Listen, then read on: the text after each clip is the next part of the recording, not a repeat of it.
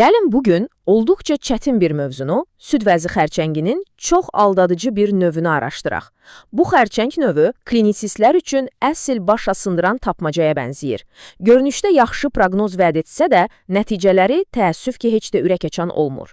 Tabar və həmkarlarının tədqiqatına əsaslanaraq, gəlin bu gizli düşmənin sirlərini birlikdə açaq.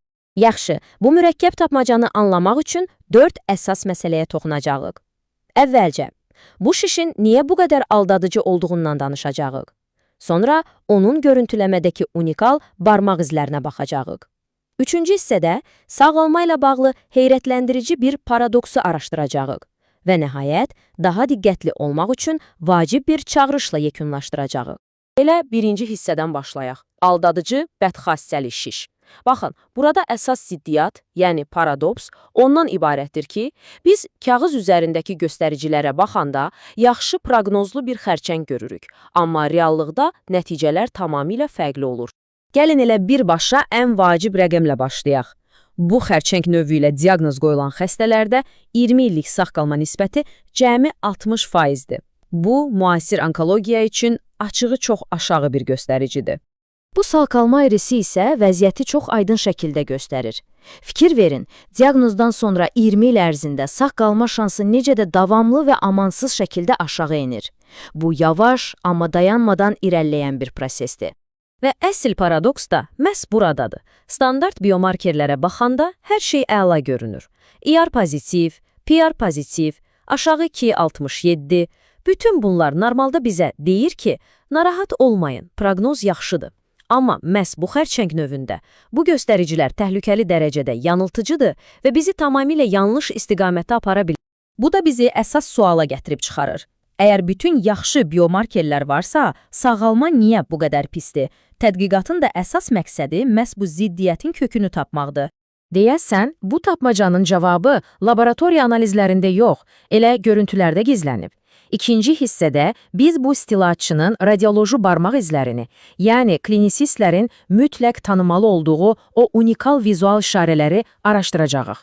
Baxın, burada əsas görüntüləmə xüsusiyyəti hamımızın alışdığı kimi aydın bir kütlə deyil. Əksinə geniş bir arxitektur pozğunluqdur. Təsəvvür edin, sanki bir hörümçək toru var, amma mərkəzi yoxdur və toxumanı hər tərəfdən içəriyə doğru çəkir. Bu, tipik süd vəzi xərçənglərindən kəskin şəkildə fərqlənir. Gəlin, bu fərqə daha yaxından baxaq. Soldakı görüntüdə toxumanın necə içəriyə doğru çəkildiyini, sanki batıq konturlar yaratdığını görürsünüz. İndi də bunu sağdakı tipik ulduzvari xərçənglə müqayisə edin.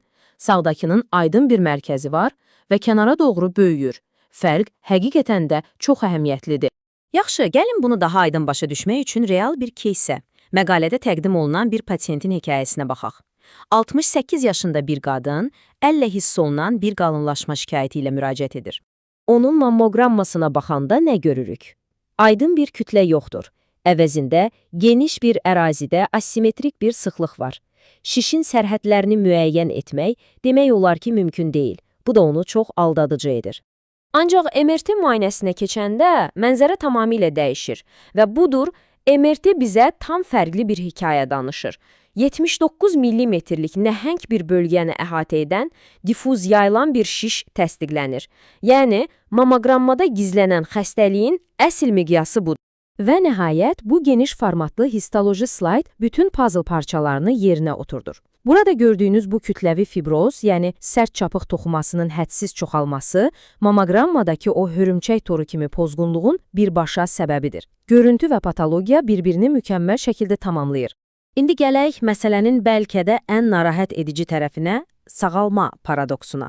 Yəni, diaqnoz qoyulduqdan sonra bizim standart müalicələrimiz bu xüsusi düşmənə qarşı niyə bu qədər təsirsiz qalır?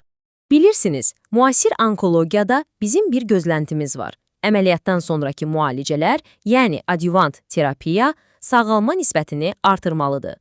Bu, əksər süd vəzi xərçənglərində standart bir qaydadır. Amma bu qrafikə bir baxın. Mavi xətt radioterapiya alanları, qara xətt isə almayanları göstərir. Gördüyünüz kimi, bu iki əyri demək olar ki, üst-üstə düşür. Bu o deməkdir ki, radioterapiya bu xəstələrin sağ qalmasına demək olar heç bir müsbət təsir göstərmir. Təəssüf ki, eyni hekayəni kimyaterapiyada da görürük. Yenə də, kimyaterapiya alanlarla almayanlar arasında uzunmüddətli sağlanma baxımından əhəmiyyətli bir fərq yoxdur. Nəticələr inadla zəif olaraq qalır. Məhz bu nöqtədə müəlliflərin gəldiyi nəticə çox kəskindir. Stat gətirirəm. İmmunhistokimyavi biomarkerlər aldadıcı və etibarsızdır. Başqa sözlə desək, bizim illərdir güvəndiyimiz laboratoriya testləri bu xərçəng növündə bizə yanlış hekayə danışır. Yaxşı, bütün bu faktları bildikdən sonra nə etməliyik? Bu da bizi dördüncü və sonuncu hissəyə, yəni ehtiyatlı olmağa çağırışa gətirir. Artıq aydındır ki, bu xəstəliyə yanaşmamızı kökündən dəyişdirməliyik. Deməli, tədqiqatın bizə verdiyi mesajlar çox aydındır. Birincisi, lobulyar karsinoma kimi adlandırmalar yanıldıcı ola bilər. İkincisi, bu xərçəngidə ən etibarlı proqnozlaşdırıcılar laboratoriya testləri deyil, məhz görüntüləmə metodlarıdır. Hətta ən kiçik arxitektur pozğunluqlara belə çox diqqətli olmalıyıq və nəhayət xəstəliyin əsl təbiətini anlamaq üçün geniş formatlı histopatologiya əvəzsizdir.